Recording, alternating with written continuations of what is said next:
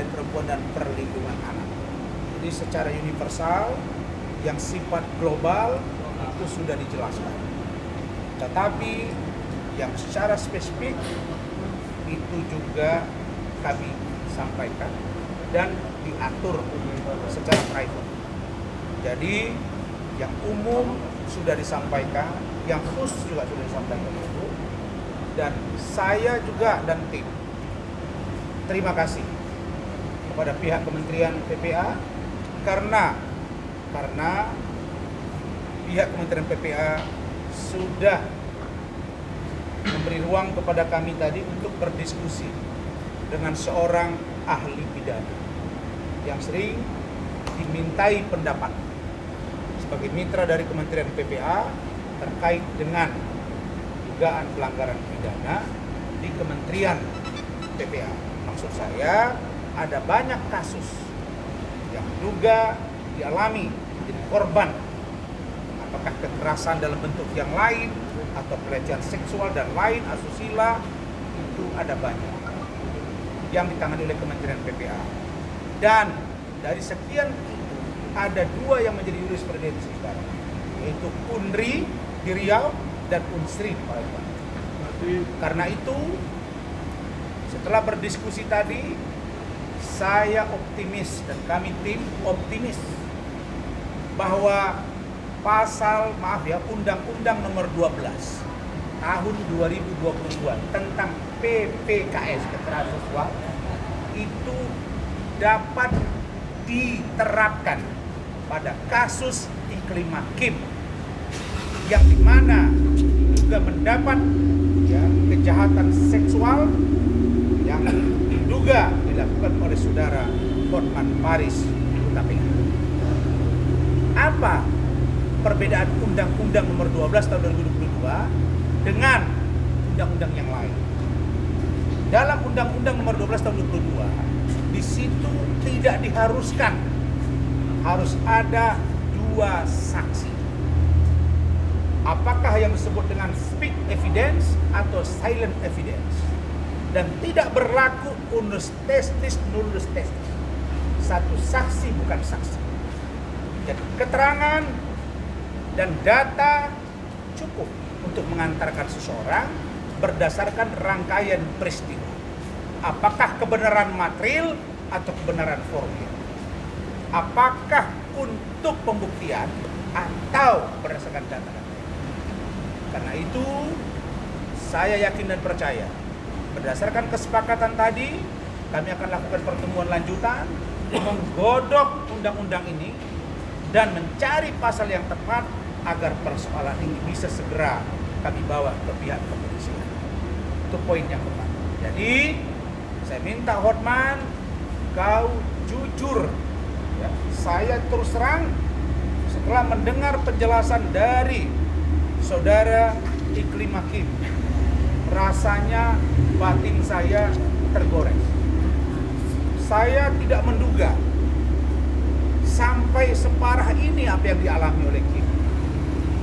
Ternyata yang diceritakan Iklim Hakim kepada saya itu baru setengah.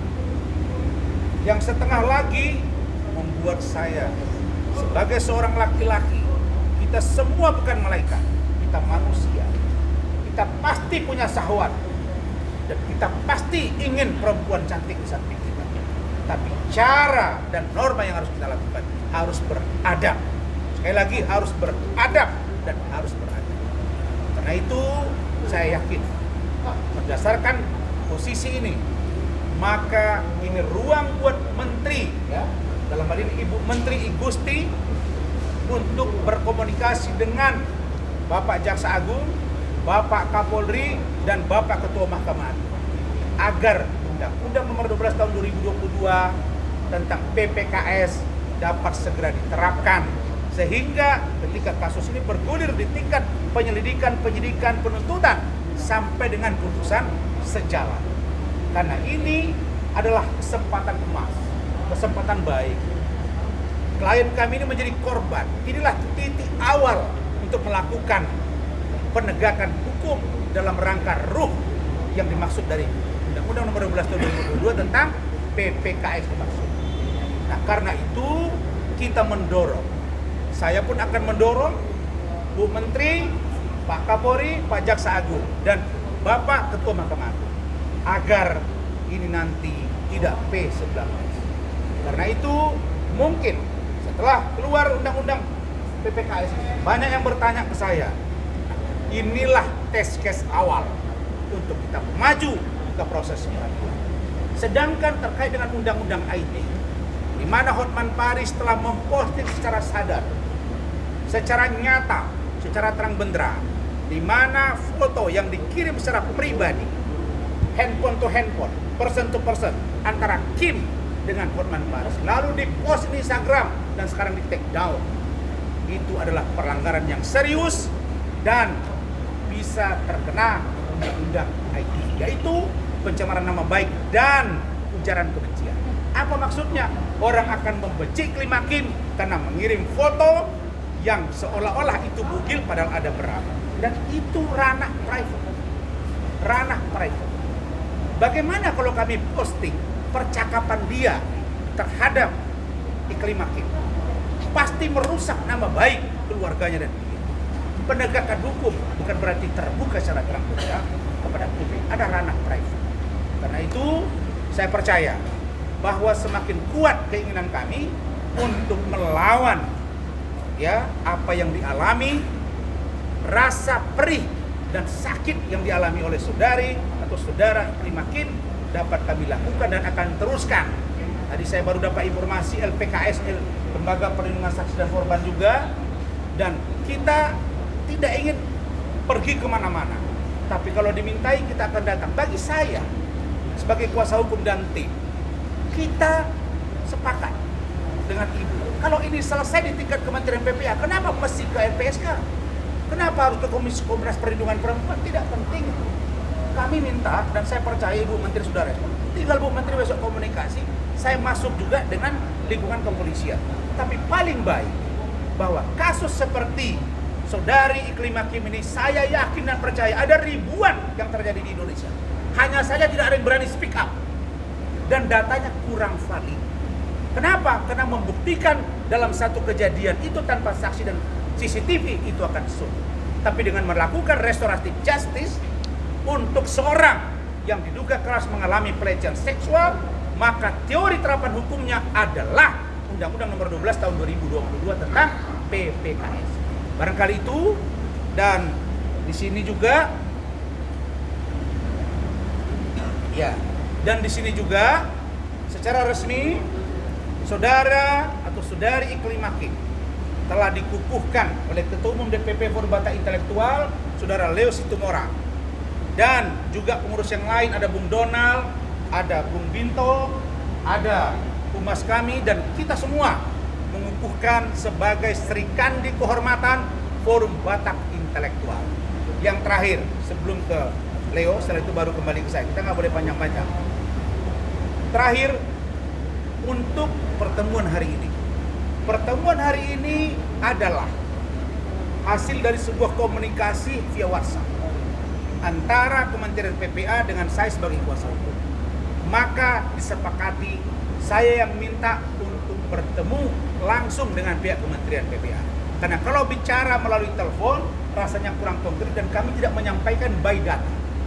Sehingga hal tersebut kami sambut baik dan kami yang datang untuk bertemu ke sini. Jadi bukan kami yang diundang. Jadi kalau yang diundang sepertinya PPA kurang kerjaan. Tapi mereka sudah tahu bahwa ada berita yang viral. Dan sesungguhnya pihak Kemen PPA sudah men-DM saudari Klim Hakim. Tapi karena dia memprivate dan banyak tekanan sehingga dia tidak buka. Karena itu seluruhnya jika ada instansi terkait yang ingin peduli dengan kasus ini, silakan komunikasi dengan saya. Karena Klim Hakim memang sedang dalam keadaan tertekan. Kemudian dalam hal untuk menguji visum atau tidak.